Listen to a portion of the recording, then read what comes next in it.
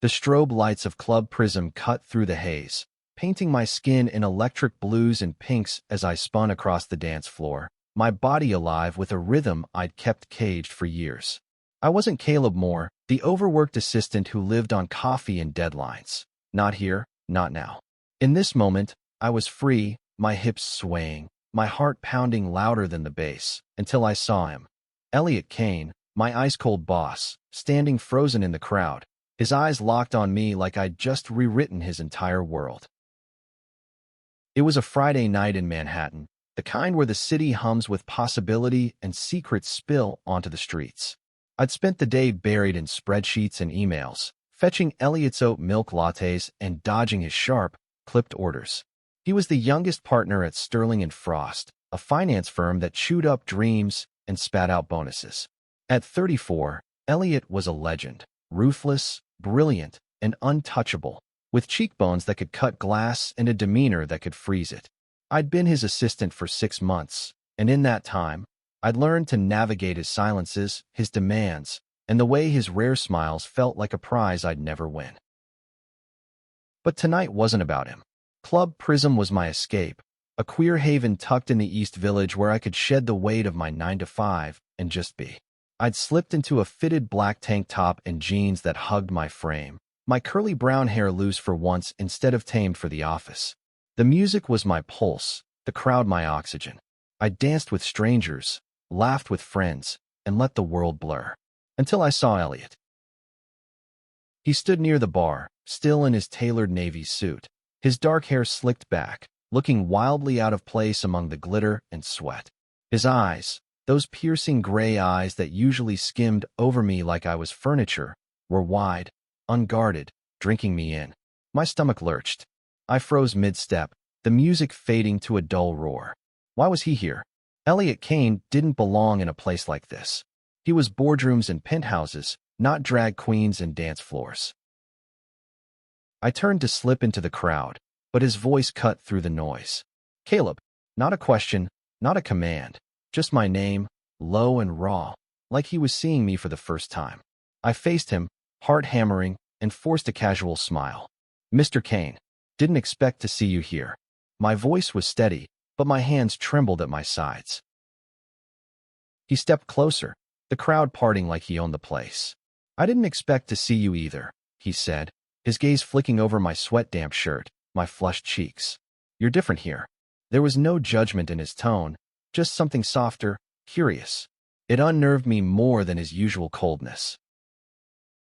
I'm off the clock, I said, trying to keep it light, but my words felt flimsy. He didn't smile, but his eyes held mine, searching. I came with a friend, he said, almost defensive, nodding toward a group in the corner I hadn't noticed. He insisted. I glanced over, a man in a bright shirt, laughing with others, clearly at home in the chaos. Elliot, though, looked like he was fighting every instinct to flee. Then why stay? I asked, bolder than I felt. He didn't answer right away. Instead, he tilted his head, studying me like I was a puzzle he'd never bothered to solve. Because I saw you, he said finally, his voice so quiet I almost missed it. The words hit like a shockwave, stealing my breath. I laughed, nervous, trying to break the tension. What? You didn't think your assistant had a life? But he didn't laugh back. He stepped closer, close enough that I could smell his cologne, sandalwood, sharp and expensive. I didn't think, he said, that you were hiding this. His hand gestured vaguely at me, at the club, at the version of myself I'd never let him see. My chest tightened. Hiding. The word stung because it was true. I'd spent years compartmentalizing, professional Caleb in the office, queer Caleb in the dark of clubs like this. I'd grown up in a small Ohio town where being out wasn't an option, where my parents' love came with conditions. Even in New York, I kept my world separate, afraid of what might happen if they collided. And now here was Elliot, standing at the fault line. I'm not hiding, I lied, lifting my chin. This is just me. His eyes softened, and for the first time, I saw something crack in that perfect, controlled facade. Good, he said, almost too soft to hear. It suits you.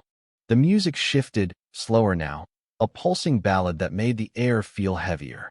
Couples swayed around us, bodies pressed close, and I felt the weight of his gaze like a touch. "Dance with me," I blurted, half expecting him to laugh or walk away. But he didn't. He hesitated, then nodded, a single sharp motion, like he was signing a contract. We moved to the floor, the crowd swallowing us. I expected him to be stiff, out of his element, but he matched my rhythm, his movements precise yet fluid, like he'd been waiting for permission to let go. His hand brushed mine, accidental at first, then deliberate, his fingers curling around my wrist. My pulse raced under his touch. "You're good at this," I said, trying to keep it light, but my voice betrayed me, thick with something I didn't want to name. "So are you," he murmured, his breath warm against my ear as we moved closer.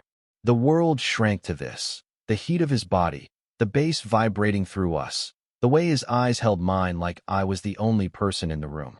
I didn't know what this was, but it felt dangerous, like standing on the edge of something vast and unknown.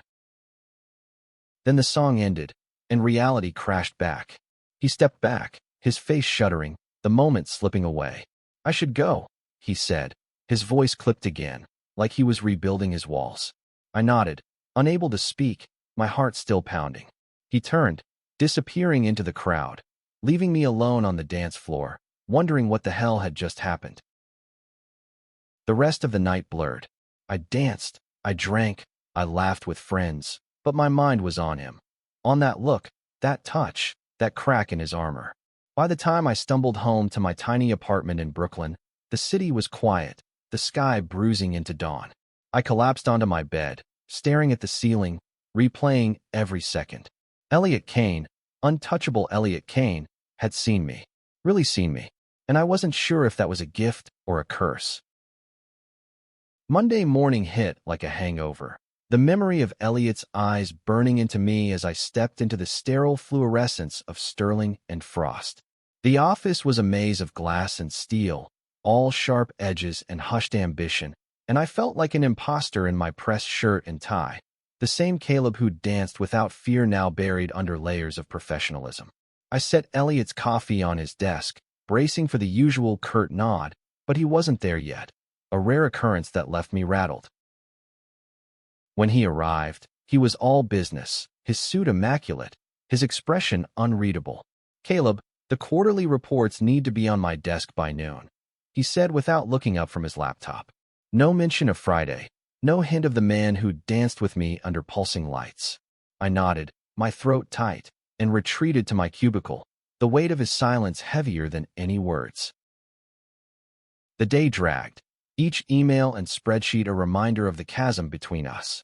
I'd always known Elliot was out of reach, too powerful, too closed off, too straight, I'd assumed. But that night at Club Prism had shaken something loose, and now every glance, every brusque order, felt charged with unspoken questions. Was he pretending it never happened?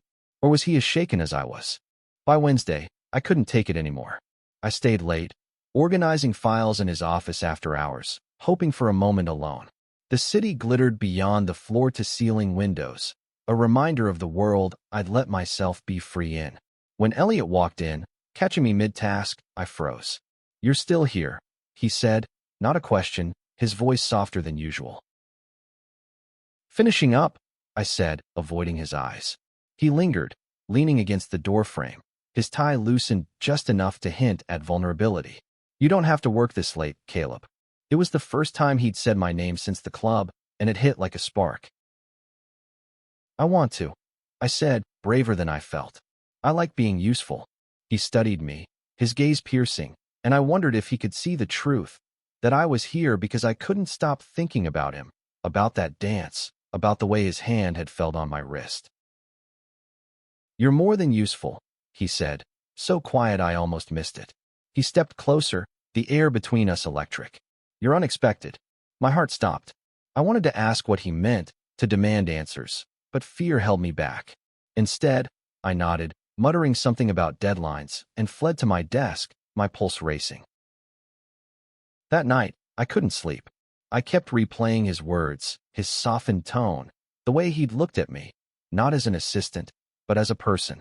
I'd spent so long hiding parts of myself, but Elliot had seen them, and instead of running, he'd stepped closer. It was terrifying and exhilarating, like standing on a ledge with no idea what lay below. The next day, he called me into his office.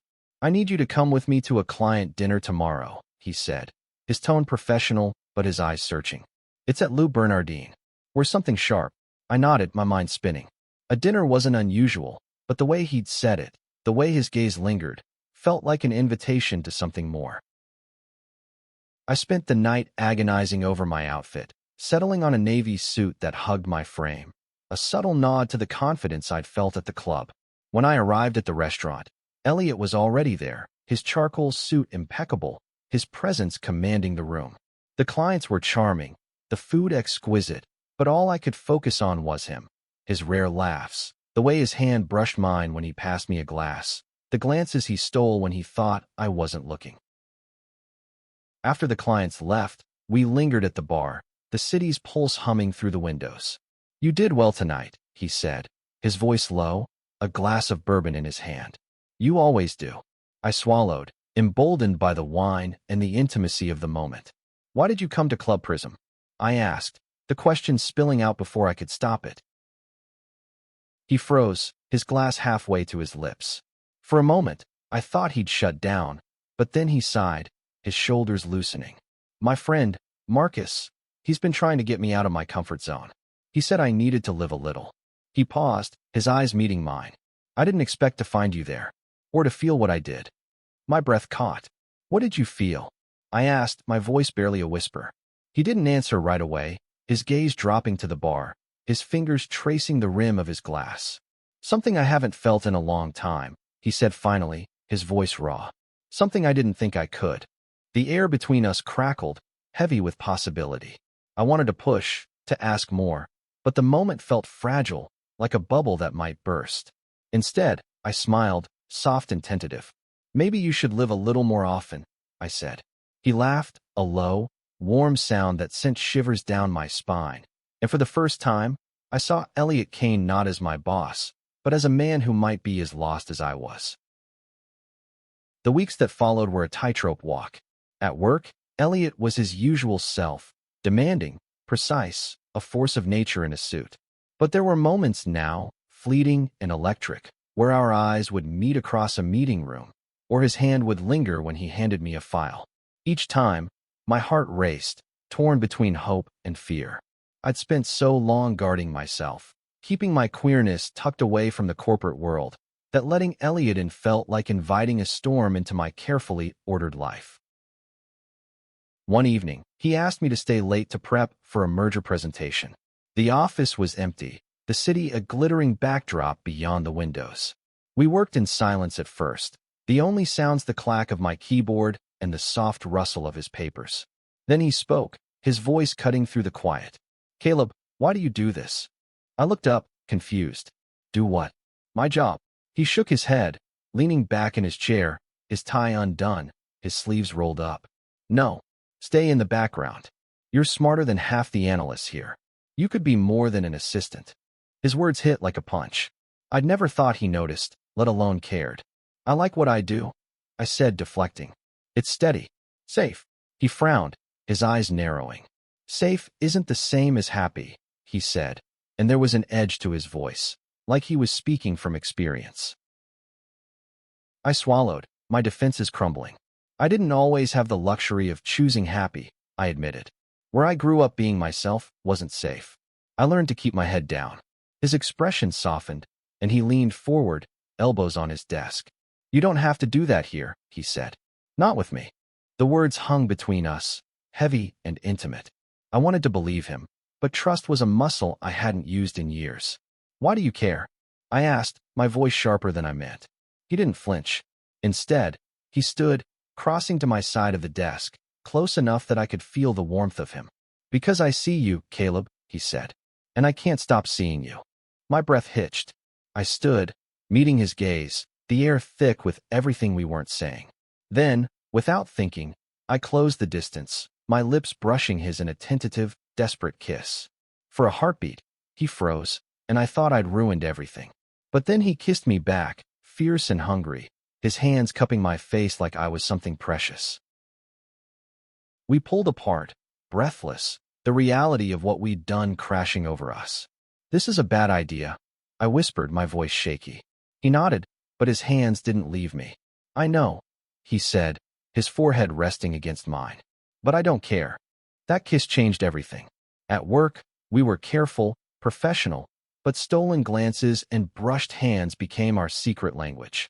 Outside the office, we met in quiet corners of the city, coffee shops in Brooklyn, late-night walks along the Hudson. He told me about his life, a childhood in Chicago, a father who valued success over everything, a marriage that had ended because he'd never let anyone in. I told him about Ohio, about the boy who'd learned to hide, about the freedom I'd found in New York but never fully trusted. But the closer we got, the more I felt the weight of our differences. Elliot was power and privilege. I was scrappy and cautious, always waiting for the other shoe to drop. When rumors started swirling at work, whispers about late nights, about favoritism, I felt the old fear creep back. I'd fought too hard to build this life to risk it all on a man who might not be ready to face the world with me.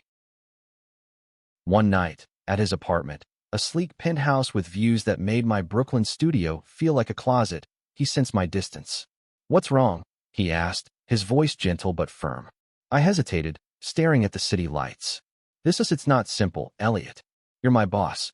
And I stopped. The word queer caught in my throat, still heavy with old wounds.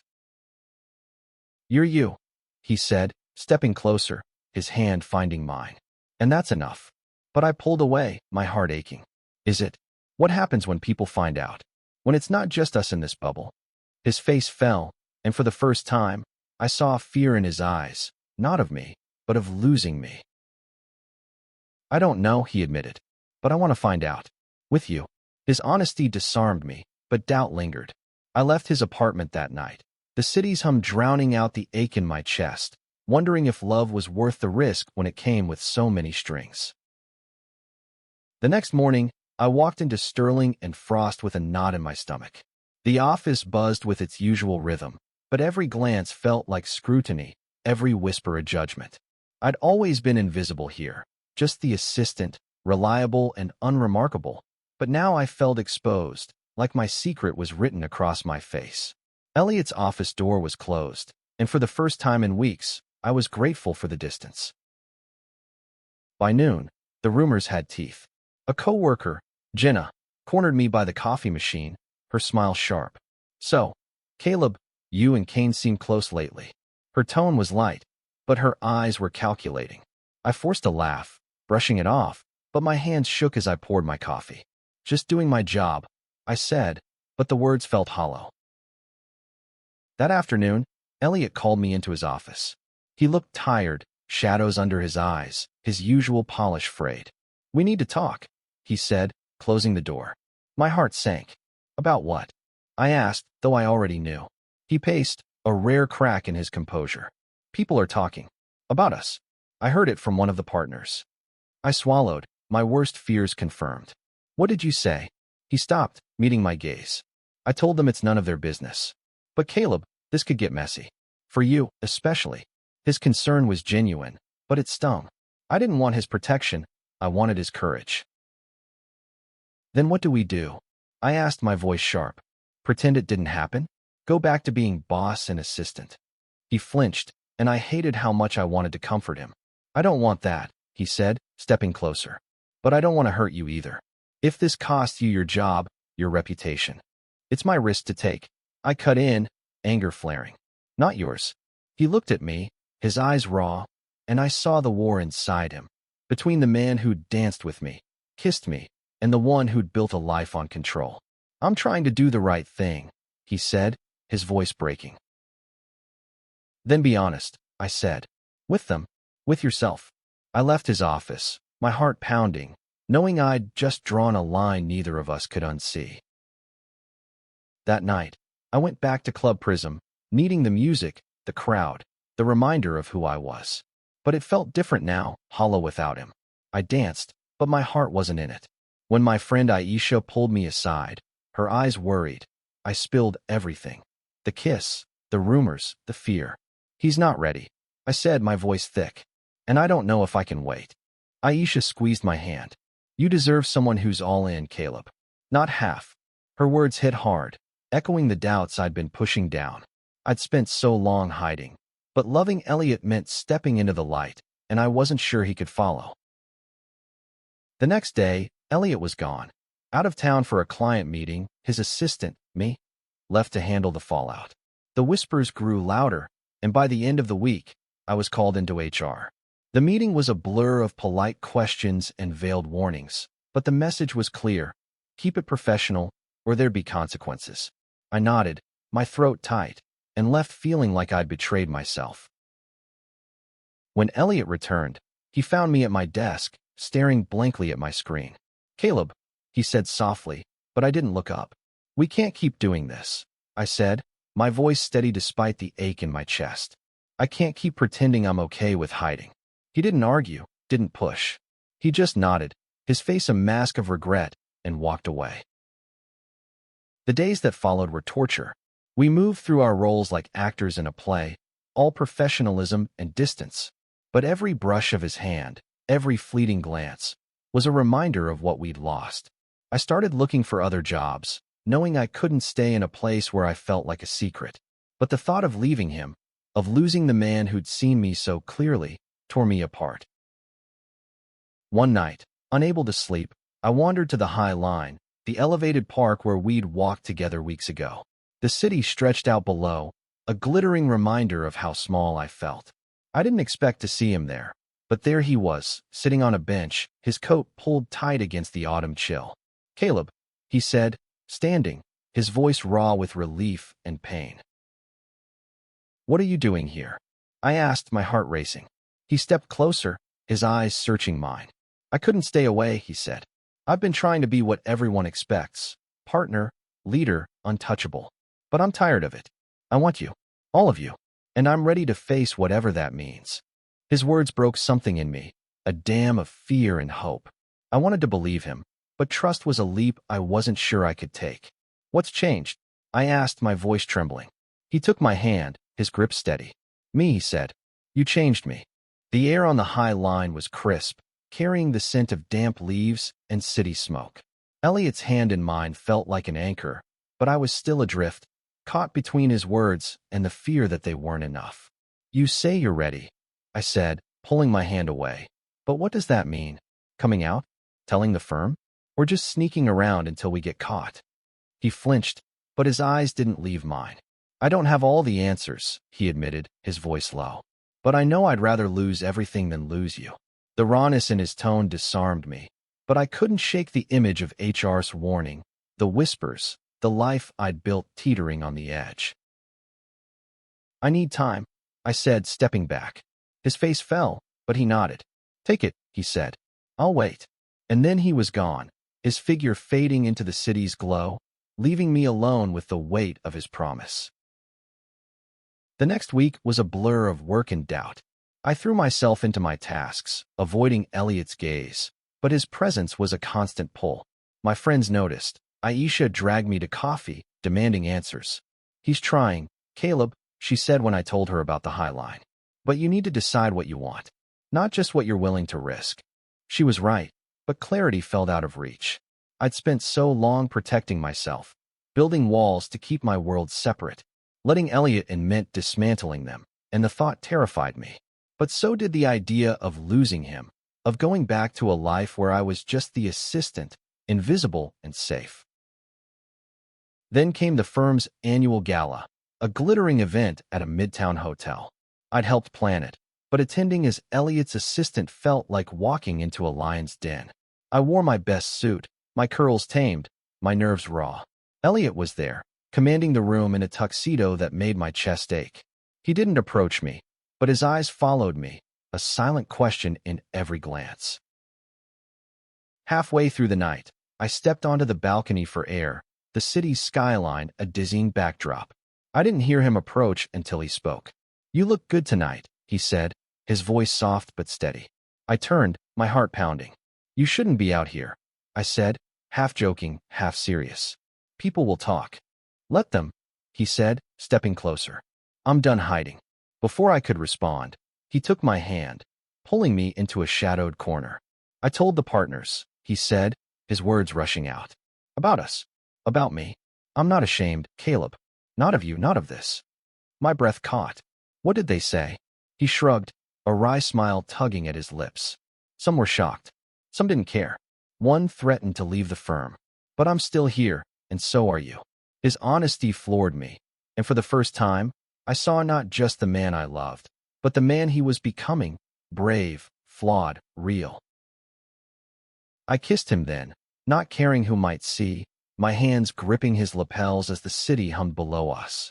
It wasn't a promise of forever, but it was a start, a leap into the unknown together. When we pulled apart, his smile was brighter than the skyline, and I felt something shift inside me. Hope, fragile but fierce. The next day, the office was a minefield. Whispers followed me, but so did nods of respect from colleagues I'd never expected. Elliot was different too, still commanding, but warmer, his smiles no longer rare. We weren't naive. We knew the road ahead would be rough, with judgment and obstacles waiting. But for the first time, I felt like we could face them together. That night, we went back to Club Prism, not as boss and assistant, but as partners. The music was louder, the lights brighter, and as we danced, his arms around me, I realized I wasn't hiding anymore. I was Caleb, queer, alive, and finally free. The weeks after the gala were a whirlwind. Elliot's coming out rippled through the firm, sparking gossip, but also change. A junior analyst started an LGBTQ+ employee group, and I found myself joining, no longer the invisible assistant. Elliot was there too, not leading but listening, his presence a quiet show of support. It wasn't perfect, some clients pulled away, and a few colleagues kept their distance, but it felt like a new beginning. Outside work, we built something real. Dinners in hole-in-the-wall restaurants, mornings in his penthouse with coffee and tangled sheets, moments where I saw the man behind the suit, funny, vulnerable, fiercely protective. But old fears lingered. I'd catch myself waiting for the catch, the moment when this would all fall apart. Love, I'd learned, was never as simple as the movies. One evening, as we walked through Central Park, the leaves crunching underfoot, I told him about Ohio, about the church that called me a sinner, the parents who'd stopped calling after I came out. He listened, his hand tight in mine, and when I finished, he pulled me close. "You're not that kid anymore," he said, "and you're not alone." His words stayed with me, but so did the weight of my past.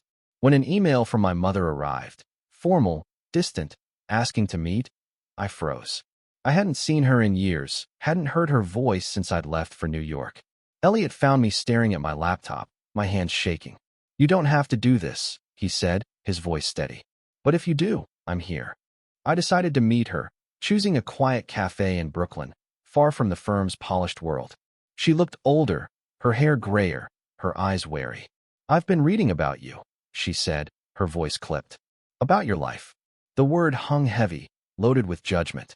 I braced myself, but then she sighed, her shoulders sagging. "I don't understand it, Caleb, but I miss you." It wasn't acceptance, not fully, but it was a crack in the wall between us. I told her about Elliot, about the life I'd built, and she listened, her face a mix of pain and curiosity. When we parted, there was no hug, no promises, but there was a door left open, a chance for something more. Elliot was waiting when I got home, his eyes searching mine. "How was it?" he asked. I shrugged, still processing. "Hard, but maybe a start." He pulled me into his arms, and I let myself sink into him, the weight of the day lifting just enough to breathe. Work settled into a new rhythm. The firm adapted, and so did we. I started taking on more responsibility, pitching ideas in meetings, my voice growing stronger. Elliot was my biggest supporter, but also my toughest critic, pushing me to be more than I'd ever thought I could. It wasn't always easy. Our fights were fierce, fueled by passion and stubbornness, but they always ended with us finding our way back to each other. One night, at Club Prism, surrounded by friends and music, I realized how far I'd come. I wasn't the boy from Ohio, or the assistant hiding in the shadows. I was Caleb Moore, loved and whole, dancing with the man who'd changed everything. As Elliot pulled me close, his lips brushing my ear, I knew this was what I'd been searching for, not just love, but the courage to live it fully. Months later, spring bloomed in Manhattan, the city shedding its winter chill for cherry blossoms and hope. Elliot and I were a team now, in every sense, partners at work, at home, in life. We'd moved in together, my Brooklyn apartment traded for his penthouse, our lives merging in ways I'd never dared dream.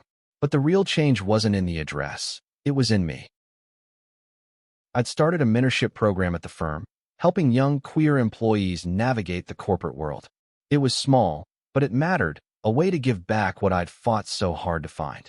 Elliot backed it fully, using his influence to make it a priority. "You're changing things," he told me one night, his voice proud. "You're changing me." But change wasn't just professional. When my mother called again, asking to visit, I said yes, nervous but ready. She came to our apartment, her eyes wide at the view, at the life I'd built. Over dinner, she met Elliot, and though it was awkward, her questions stiff, his answers careful, I saw her try. When she left, she hugged me, tentative but real, and I felt a piece of my past heal. That night, as we stood on our balcony, the city alive below us, Elliot took my hand. "I never thought I'd have this," he said, his voice thick. "A life that feels full." I looked at him, the man who'd once been untouchable, now open and mine. "Neither did I," I said, my heart swelling. "But we built it." We danced then, right there under the stars. No music but the city's hum, no crowd but us.